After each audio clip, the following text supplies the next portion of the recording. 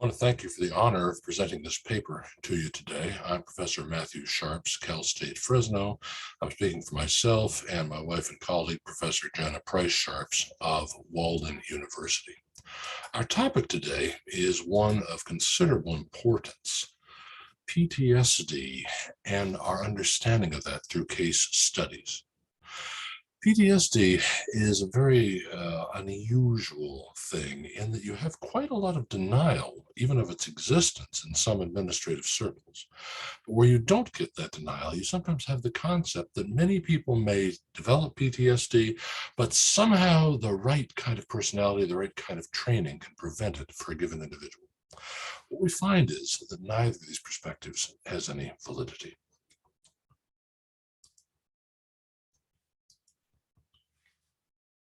Is PTSD real? Well, Dr. Price Sharps and myself, we began to get the question here, how best to answer this? We decided the best way to deal with this was to go to times when PTSD wasn't known at all and see if we see the same symptom picture. Now, we certainly have references to something like this going at least as far back as the 19th century and probably significantly before. In the American Civil War, the same symptom picture was called the soldier's disease, although it was relatively obscure. In the First World War, it was referred to as shell shock. There was an implicit concept that there must have been a physical trauma to produce this, although it was in fact implicit. But by the Second World War, combat fatigue was the term used, at least in America. The idea was somehow the combat had just gotten to this individual. Now, not everybody believed in it. General George S. Patton, for example, actually did slap two combat fatigue victims in hospitals in Sicily during that war, and the assumption this was simply cowardice. But the fact of the matter is that when you look at the modern symptoms of PTSD, they seem very closely to mimic what we see here in combat fatigue and shell shock. The question is, though, what do we see before those disorders, those conditions, are actually characterized? Now, my wife and I did a field expedition of about 8,000 kilometers in the American West, visiting and analyzing the scenes of a tremendous number of tragedies and crises in the American West. We found something extremely interesting that we've already presented to the Society for Police and Criminal Psychology and some other sources, which is that in every single case, the participants seem to be suffering the symptoms of PTSD, and in fact, its cognitive aspects contributed materially to the crisis involved. Now, what we want to do today, though, is concentrate on a single case of significant importance in dealing with this idea of individual differences. Is it that some people just don't have the right stuff to get PTSD? The answer to that is no. Anyone is susceptible, as we see in the case of the 19th century American lawman, Wild Bill Hickok. Now, Hickok is probably not known as well internationally as in the United States. All right? He was a Western lawman of about the toughest, hardest personality that is imaginable. He was a U.S. Scout sniper behind Confederate enemy lines in the U.S. Civil War, one of the most dangerous jobs that exists, and he succeeded at it superbly. This proven combat veteran went into law enforcement at the receiving end of the Texas cattle trails. Now, that has more meaning to Americans of the West than it does to anybody else, because these were cases in which basically gangs of teenage boys, cowboys, drove these cattle to railheads at places like Abilene, Kansas. And in the process, aside from driving the cattle, they spent a tremendous amount of time essentially killing people who were trying to steal the cattle. So these are very hardened combat veterans. What you have here is the equivalent of youth gangs who have significant combat experience. Now, in modern law enforcement, you might deal with this in a variety of ways, but law enforcement in Hickok's day, he was dealing with these armed gangs, either by himself or one other deputy. And yet he kept the peace extraordinarily well. He was an extraordinarily good lawman who did wind up killing a great many people in enforcing the law. Okay.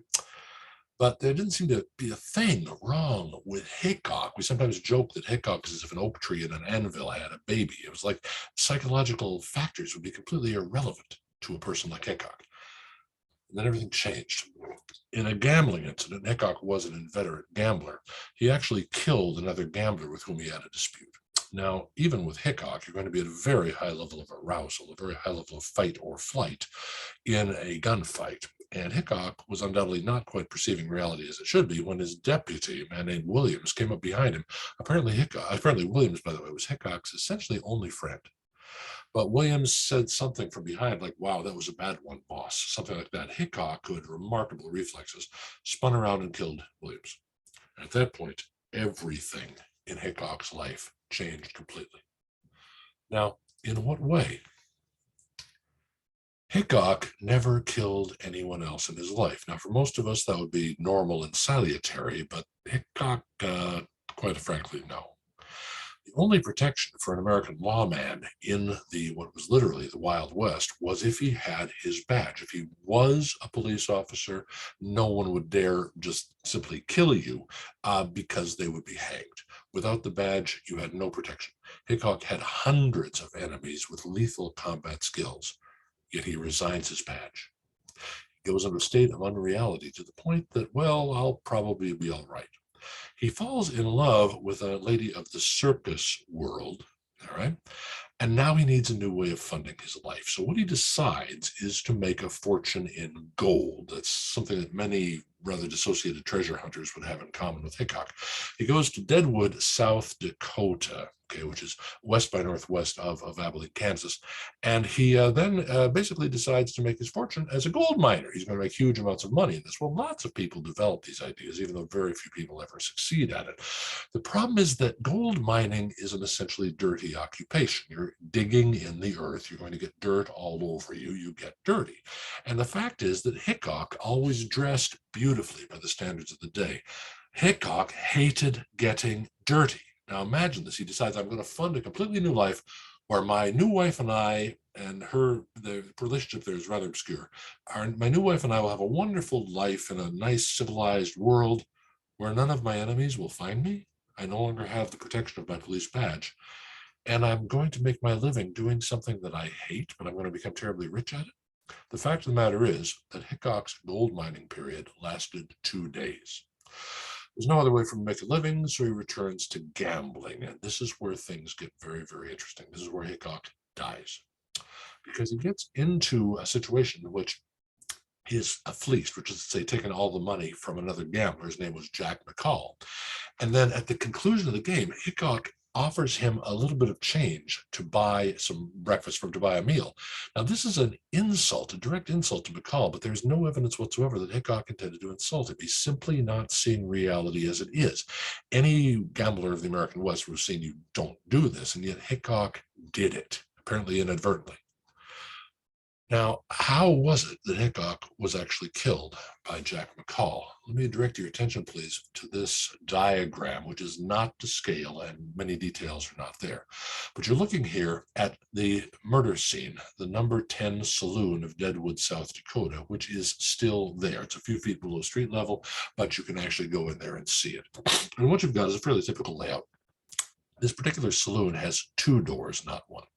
Here is the bar, and here are a number of different tables. I've just placed those in different locations here where people would sit, play cards, and so on and so forth. Now, Hickok was a person, as many gunfighters were, he did not want to sit with his back to a door. The problem is the number 10 saloon has 2 doors. So there's really only one safe place at any given table. It's with your back to the wall. Here you see this green S here. That's Hickok's typical safe seat where he would sit when he played cards, so he could actually watch both doors. Hickok winds up sitting here in a very unsafe position. Now, how does this happen? Well, let's deal with that in a few moments, right? Hickok is here. McCall walks through the door here in the blue line. Now, he is perfectly within Hickok's line of sight. Hickok knows that McCall is enraged at him. Hickok is so focused on his cards that not only does he not attend. He must have seen him, but he does not attend to McCall's entrance. McCall stands behind Hickok for several minutes, with Hickok completely ignoring him. McCall then approaches from behind, kills Hickok. This is where the concept of the dead man's hand in cards comes from in America, the aces and eights, which Hickok was holding in his hand at his death.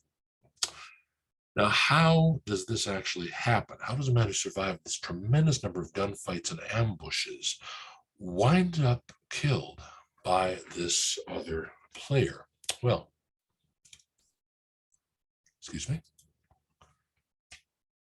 The symptoms of PTSD are often very similar to those of extreme physiological arousal for the very simple reason that in a PTSD episode, when the person is really going into the point where they're not really seeing reality clearly, the heart rate's going to be very, very high, and they're going to be in a similar state to someone who may not have PTSD, but is an extraordinary state of arousal. Now, one of the things you'll see there is impulsive behavior, but with little regard to reality. A person may suddenly think that they're back in a scene that no longer exists, a scene of terrible danger. And what you'll see is impulsive behavior with very little regard to reality. What does Hickok do after this event, this traumatizing event of shooting his deputy? Impulsive behavior with little regard to reality. Hickok gives up his law enforcement career and the safety it provided to pursue completely unrealistic options. Now, this is very consistent with a state of dissociation in which reality is not being seen clearly. His beliefs in an unrealistic future motivate him to unrealistic actions. He makes an unrealistic estimate of how McCall would deal with his actions. And he doesn't see the importance of McCall, doesn't see the hazard there. There is a dissociative process, even when that enemy is directly behind him and armed. Now, another of the major symptoms we'll see here is very, very strange. Even a highly aggressive, highly physically courageous person may engage in inappropriately submissive behavior. And this is why Hickok winds up sitting, if I may, in this unsafe seat.